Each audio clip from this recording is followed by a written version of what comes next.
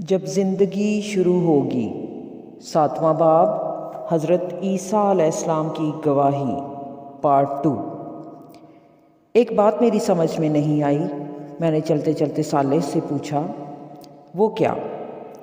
وہ یہ کہ اولین سے آخرین تک مسلمانوں کی تعداد کروڑوں بلکہ اربوں میں تھی، تو پھر لیلہ کا نمبر بالکل ابتدا ہی میں کیسے آ گیا؟ تم کیا سمجھتے ہو کہ اللہ تعالیٰ شناختی کارڈ دیکھ کر فیصلہ کرتے ہیں کہ کون مسلمان ہے اور کون نہیں؟ میں سمجھا نہیں کہ تمہاری اس بات کا کیا مطلب ہے۔ مطلب یہ ہے کہ مسلمانوں کی غالب ترین اکثریت نے اپنے لیے مسلمان ہونے کی شناخت پسند ہی نہیں کی۔ بیشتر لوگوں کے لیے ان کا اپنا فرقہ، اپنے اکابرین اور اپنا مسلک ہی اصل شناخت بنا رہا۔ چنانچہ آج کے دن جب امت مسلمہ کا حساب کتاب شروع ہوا تو پہل صرف ان لوگوں کو بلایا گیا جو صدق دل کے ساتھ توحید کے ماننے والے اور ہر قسم کی فرقہ واریت سے اوپر اٹھ کر صرف رسول اللہ صلی اللہ علیہ وآلہ وسلم کی طرف اپنی نسبت کرنے والے، ہر طرح کی بدعتوں اور انحراف سے اپنے دین کو محفوظ رکھنے والے لوگ تھے۔ یہ وہ لوگ تھے جنہوں نے کبھی حق کے معاملے میں اپنے تعصبات اور وابستگیوں کو اہمیت نہیں دی۔ جب کبھی حق سامنے آیا تو انہوں نے کھلے دل سے اسے قبول کیا۔ ایسے لوگوں میں عرش کے سائے تلے کھڑے صالحین بھی شامل تھے، اور وہ لوگ بھی جن کے اچھے اعمال کے ساتھ برے رویے بھی ملے ہوئے تھے، اور اسی بنا پر وہ میدان حشر میں کھڑے تھے۔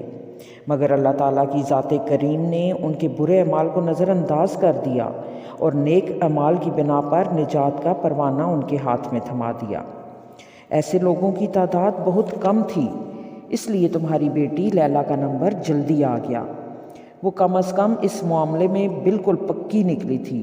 جو اس کی عملی کمزوریاں تھیں وہ حشر کی سختی جھیلنے کے بنا پر قابل مواخذہ قرار نہیں پائیں، بلکہ رب کریم نے کمال عنایت سے اسے بھی تمہارے ساتھ کر دیا، حالانکہ اس کے عمل تمہارے جیسے نہیں تھے۔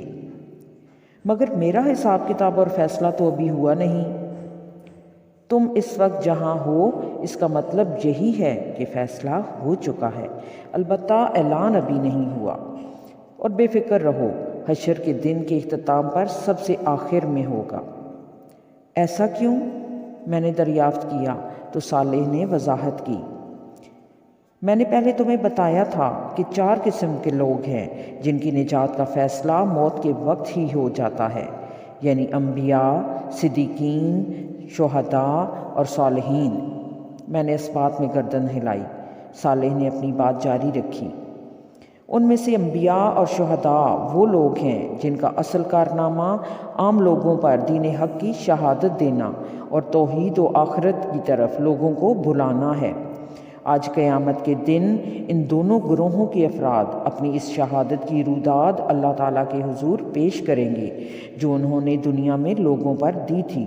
اس طرح لوگوں کے پاس یہ عذر نہیں رہ جائے گا کہ حق اور سچائی انہیں معلوم نہیں ہو سکی، کیونکہ یہ انبیاء اور شہداء سچائی کو کھول کھول کر بیان کرتے رہے تھے۔ چنانچہ اس شہادت کی بنا پر لوگوں کا احتساب ہوگا اور ان کے ابدی مستقبل کا فیصلہ کر دیا جائے گا۔ یہ فیصلے ہوتے رہیں گے یہاں تک کہ سارے انسان نمٹ جائیں گے، اور آخر میں تمہارے جیسے سارے شہداء کو بلا کر ان کی کامیابی کا اعلان کیا جائے گا۔ اس کے بعد پھر کہیں جا کر لوگوں کو جنت اور جہنم کی طرف روانہ کیا جائے گا۔ تو اس کا مطلب یہ ہے کہ لوگ فوراً جنت یا جہنم میں نہیں جائیں گے؟ نہیں، فوراً نہیں جائیں گے، بلکہ ایک ایک شخص کا حساب کتاب ہوتا جائے گا۔ اگر وہ کامیاب ہے تو سیدھے ہاتھ کی طرف عزت و آسائش میں، اور ناکام ہے تو الٹے ہاتھ کی طرف ذلت اور عذاب میں کھڑا کر دیا جائے گا۔ جب سب لوگوں کا حساب کتاب ہو جائے گا تو پھر لوگ گروہ در گروہ جنت اور جہنم کی طرف لے جائے جائیں گے، اور سب سے پہلے رسول اللہ صلی اللہ علیہ وآلہ وسلم جنت کا دروازہ کھلوائیں گے، اور پھر اہل جنت زبردست استقبال اور سلام اور خیر مقدم کے ساتھ جنت میں داخل ہوں گے۔ اس وقت رسول اللہ صلی اللہ علیہ وآلہ وسلم کہاں ہیں؟ اس وقت حضور صلی اللہ علیہ وآلہ وسلم حوض کوثر کے پاس ہیں۔ آپ کی امت میں سے جس کسی کا حساب کتاب ہو جاتا ہے اور وہ کامیاب ہو جاتا ہے تو اسے پہلے حضور صلی اللہ علیہ وآلہ وسلم کے پاس لے جایا جاتا ہے، جہاں جام کوثر سے اس کی تواضع ہوتی ہے، جس کے بعد وہ نہ صرف حشر کی ساری سختی اور پیاس بھول جاتا ہے بلکہ آئندہ پھر کبھی پیاسا نہیں ہوتا۔ ویسے تمہیں جام کوثر یاد ہوگا؟ کیوں نہیں، میں نے جواب دیا۔ صالح کی باتیں سن کر میرے دل میں رسول اللہ صلی اللہ علیہ وآلہ وسلم سے ملاقات کا اشتیاق پیدا ہو گیا۔ میں نے صالح سے کہا، کیوں نہ ہم پہلے بارگاہ رسالت میں حاضر ہو جائیں۔ ابھی میری زبان سے یہ جملہ نکلا ہی تھا کہ ایک صدا بلند ہوئی، امت محمدیہ کے کامیاب لوگوں کا حساب مکمل ہو گیا ہے، اب امت عیسوی کا حساب شروع ہو رہا ہے۔ عیسیٰ ابن مریم مسیح علیہ السلام اللہ کے رسول اور بنی اسرائیل کے آخری پیغمبر پروردگار عالم کی بارگاہ میں حاضر ہوں۔ میں نے سوالیہ نظروں سے صالح کو دیکھا تو اس نے کہا، اب حضرت عیسیٰ علیہ السلام اپنی قوم پر گواہی دیں گے۔ وہ اللہ تعالیٰ کے سوال کے جواب میں اپنی تعلیمات کا خلاصہ پیش کریں گے۔ یہ اپنی قوم کے مجرمین کے خلاف ان کی شہادت ہوگی اور صحیح عقیدے اور عمل والوں کے حق میں یہ ایک نوعیت کی شفاعت بن جائے گی۔ اس کے بعد ان کی امت میں سے جن لوگوں کے عقیدے بالکل اس تعلیم کے مطابق ہوئے، ان کی غلطیاں اللہ تعالیٰ نظر انداز کر دیں گے اور سرسری حساب کتاب کے بعد وہ سب کامیاب قرار پائیں گے۔ کیا یہی کچھ مسلمانوں کے معاملے میں بھی ہوا تھا؟ ہاں، سب سے پہلے نبی آخر الزماں حضرت محمد صلی اللہ علیہ وآلہ وسلم کو بلایا گیا تھا اور انہوں نے گواہی دی تھی۔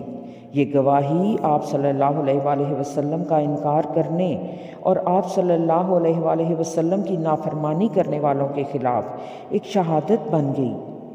کاش تم وہ منظر دیکھ لیتے جب ان میں سے ہر شخص کی خواہش یہ ہو گئی تھی کہ زمین پھٹے اور وہ اس میں سما جائے۔ البتہ یہ شہادت لیلا جیسے لوگوں کے حق میں شفاعت بن گئی، گرچہ نجات کی اصل وجہ یہ تھی کہ ان کا ایمان اور عمل مجموعی طور پر حضور صلی اللہ علیہ وآلہ وسلم کی شہادت کے مطابق تھا۔ اس کا مطلب ہے کہ ابھی امت مسلمہ کے صرف ان لوگوں کو نجات ملی ہے جن کا عقیدہ اور عمل حضور صلی اللہ علیہ وآلہ وسلم کی تعلیمات کے مطابق تھا۔ ہاں، ان کی غلطیاں نظر انداز کر دی گئیں اور یہی دیگر انبیاء کی امتوں کے ساتھ ہوگا۔ انبیاء کی امتوں کے ان لوگوں کو نجات مل جائے گی جن کا عقیدہ اور عمل مجموعی طور پر اپنے نبی کی تعلیمات کے مطابق تھا۔ اس کے بعد میدان حشر میں صرف مجرم اور نافرمان ہی فیصلے کے منتظر رہ جائیں گے۔ پھر کیا ہوگا؟ اس کے بعد عمومی حساب کتاب شروع ہوگا۔ عمومی حساب کتاب؟ میں نے سوالیہ انداز میں پوچھا تو صالح نے کہا، تمام امتوں کے حساب کتاب کا پہلا مرحلہ وہ ہے جس میں صالحین کی کامیابی کا اعلان ہو رہا ہے اور لیلا جیسے لوگوں کو رسمی حساب کتاب کے بعد فارغ کیا جا رہا ہے۔ اس کے بعد عمومی حساب کتاب شروع ہوگا جس میں اعمال کی پوری جانچ پڑتال کے بعد فیصلہ ہوگا۔ ظاہر ہے اس کے نتیجے میں سارے مجرمین زد میں آ جائیں گے، البتہ اہل ایمان میں سے بہت سے لوگ اپنے گناہوں کے باوجود اللہ کی رحمت کی بنا پر نجات پائیں گے اور ان کی میزان کا دایاں پلڑا بھاری ہو جائے گا۔ ان کا میدان حشر میں خوار و خراب ہونا ان کی معافی کا باعث بن جائے گا۔ اسی کو میں عمومی حساب کتاب کہہ رہا ہوں۔ البتہ کچھ لوگ ہوں گے جن کو آخری وقت تک کے لیے روک دیا جائے گا اور حساب کتاب کے لیے نہیں بلایا جائے گا۔ یہ وہ مومن ہوں گے جن پر گناہوں کا بوجھ بہت زیادہ ہوگا۔ ان لوگوں کے لیے انتظار کا یہ انتہائی طویل وقت ہزاروں بلکہ شاید لاکھوں سالوں تک چلا جائے گا، جس میں انہیں بدترین سختیاں، مصیبت اور پریشانی جھیلنا ہوگی۔ پھر کہیں جا کر ان کی نجات کا کوئی امکان پیدا ہوگا۔ اور وہ امکان کیا ہوگا؟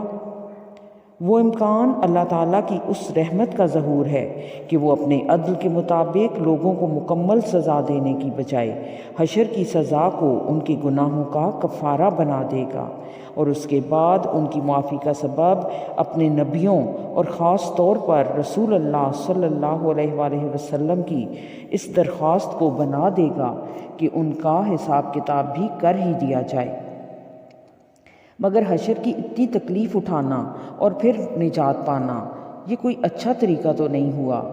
میں نے تعصب بھرے لہجے میں پوچھا تو صالح نے جواب میں کہا، اچھا طریقہ بتانے ہی تو انبیاء کرام آئے تھے کہ ایمان لاؤ، عمل صالح کرو، اور کوئی غلطی ہو جائے تو معافی مانگ لو۔ نجات کا سب سے سادہ اور آسان نسخہ یہی تھا، مگر نبیوں کی بات کسی نے سنی ہی نہیں اور اس کا نتیجہ آج بھگت لیا۔ میں نے اس کی تائید کرتے ہوئے کہا، تم ٹھیک کہہ رہے ہو، یہ تو بڑی خرابی اور خواری کے بعد معافی ہوئی۔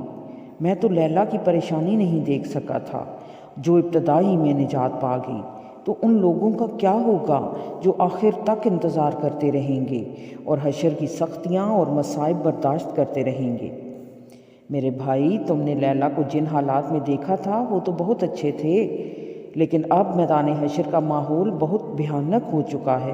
اس کی وجہ یہ ہے کہ جہنم کا دھانا مکمل طور پر کھول دیا گیا ہے، جس کے بعد صرف حشر کی گرمی ہی نہیں بلکہ جہنم کا نظارہ اور اس میں جانے کا امکان بھی لوگوں کو مارے ڈال رہا ہے۔ اللہ تعالیٰ کا غضب مجرموں پر بھڑک رہا ہے۔ لوگ اپنے سامنے تباہی اور رسوائی کے دروازے کھلے دیکھ رہے ہیں۔ یہ سب اتنا ہولناک ہے کہ انسان کی برداشت سے باہر ہے۔ سب سے بڑی بات یہ ہے کہ کسی کو نہیں معلوم کہ اس کے ساتھ کیا ہوگا۔ اس لیے اس وقت تم اہل محشر کے خوف اور ان کے ذہنی اور جسمانی عذاب اور نفسیاتی اذیت کا اندازہ نہیں کر سکتے۔ میں دل میں سوچنے لگا کہ کیا یہی وہ طریقہ تھا جس کے ذریعے سے لوگ نجات کی آس لگائے بیٹھے تھے؟ کاش لوگ دنیا ہی میں سمجھ لیتے کہ نجات کا انحصار ایمان اور عمل صالح پر ہوگا۔ حضور صلی اللہ علیہ وآلہ وسلم نے ساری عمر اسی کی دعوت دی تھی، مگر لوگوں کی خوش فہمیوں کا کیا کیجیے۔ حضور صلی اللہ علیہ وآلہ وسلم کی اصل دعوت کو انہوں نے پیچھے پھینک دیا اور اپنے گمانوں کی جھوٹی دنیا آباد کر لی۔ ان کا خیال تھا کہ وہ کچھ نہ بھی کریں تو شفاعت انہیں بخشوا دے گی، مگر آج یہ بالکل واضح ہو چکا ہے کہ نجات ایمان اور عمل صالح پر ملے گی۔ ہر وہ بڑا گناہ جس کی توبہ نہیں کی، اس کی سزا آج حشر کی سختی اور جہنم کے بھیانک سائے تلے بھگتنا پڑے گی۔ اے کاش کہ لوگوں کو یہ بات آج سمجھ آنے کی بجائے دنیا ہی میں سمجھ آ جاتی تو ان کی ساری زندگی توبہ کرتے گزرتی۔ حساب زندگی دینے اٹھایا جائے گا مجھ کو، خدا کے سامنے محشر میں لایا جائے گا مجھ کو۔ خدا پوچھے گا بتلا علم پر کتنا رہا عامل، کہاں پر خرچ کی تو نے یہ دولت کیسے کی حاصل۔ سوال جسم بھی ہوگا، سوال زندگی ہوگا، سوال علم بھی ہوگا، سوال بندگی ہوگا۔ میں کیسے سامنا کر پاؤں گا رب کے سوالوں کا، چھپاؤں گا کہاں رب سے عمل نامہ گناہوں کا۔ میرے اعضاء گواہی دیں گے خود میرے گناہوں پر، میرے اعضاء گواہی دیں گے خود میری خطاؤں پر۔ میرے مولا وہاں بس تو ہی میرا آسرا ہوگا، میرا مشکل کشا تیرے سوا نہ دوسرا ہوگا۔ وہاں ممکن نہیں جعفر پکڑ سے رب کی بچ پانا، وہاں ممکن نہیں جعفر کہیں جا کر کے چھپ جانا۔ خدا محشر میں پوچھے گا گزاری زندگی کیسی، لرز اٹھوں گا میں اور خوف ہوگا مجھ پہ تفتاری۔